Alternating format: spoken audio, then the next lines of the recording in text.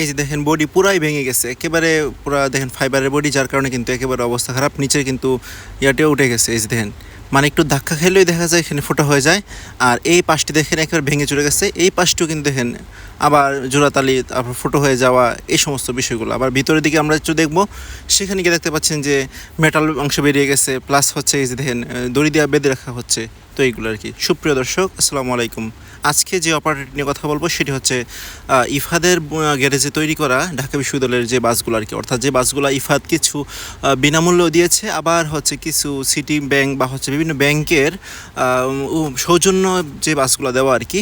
তো আমাদের বিশ্ববিদ্যালয়ে দেখা গেছে যে 1990 সালের বাসও এখনও চলে। এরকম অনেক ঘটনা আছে, অনেকগুলো বাস আপনাকে দেখাতে পারবো।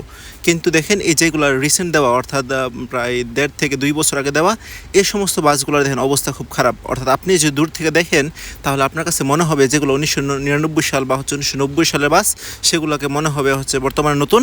আর যেগুলো ইফাদের গ্যারেজে তৈরি অশোক লেল্যান্ড চেসিসের উপর, সেগুলোকে মনে হবে যেন একেবারে যায় অবস্থা আর কি। তো এই বাসটি দেখতে পাচ্ছেন যে পিছনের পার্টটি কিন্তু সম্পূর্ণ ভেঙে গিয়েছিল, তারপর হচ্ছে স্টিল দ্বারা সেটিকে আবার ওই রিপিট দেওয়া হয়। তা সত্ত্বেও কিন্তু এগুলো টিকে রাখা সম্ভব হয় না। পিছনের পার্টগুলো একেবারে ভেঙে চুরে অবস্থা একেবারে খারাপ। দেখেন নিচে চেসিসও কিন্তু একেবারে দেখা যাচ্ছে বডি ভেঙে চলে আসতেছে। তো এই সমস্ত বাস কেন দেওয়া হয়? দেখি শুধুমাত্র নাম প্রকাশের জন্য, যে আমি উপহার দিচ্ছি বা সবাই দেখুক, হ্যাঁ, এই সমস্ত বিষয়। এগুলো কিন্তু অনুচিত, কেননা বাসের বডি হবে হচ্ছে স্টিলের বা হচ্ছে যে যেন টেকসই হয়, যেহেতু বিশ্ববিদ্যালয় বাস, অতএব সেগুলো যুগের পর যুগ, এমনকি 30 বছর পরেও কিন্তু আপনারা বাসগুলো দেখতে পাবেন। আর যদি এরকম ফাইবারের বাস দেওয়া হয় তাহলে কিন্তু এই 2 বছর পরেই কিন্তু বাসগুলোর অবস্থা খুব খারাপ হয়ে যাবে। আমার মনে হয় যে এই বাসটিতে যেটি দেখতে পাচ্ছেন সেটি আর 1 বছর পরে কিন্তু ডাম্পিংয়ে ফেলে দিতে হবে বা নতুন করে বডি বানাতে হবে।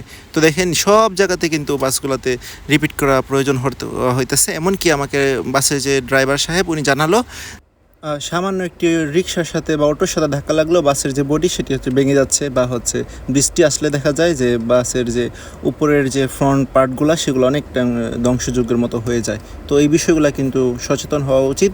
আর ইফাদের উচিত আর একটু ভালো মেটালের বাস উপহার দেওয়া, কারণ যুগের পর যুগ যেন বাসগুলো ব্যবহার করা যায় আর স্টুডেন্টরা যেন স্বাচ্ছন্দ্যে নিরাপদে ভ্রমণ করতে পারে, সেই জন্য হচ্ছে বিষয়গুলো একটু তদারকি করা দরকার ইফাদের। ধন্যবাদ। আসসালামু আলাইকুম রহমতুল্লাহি ওয়া বারাকাতুহু।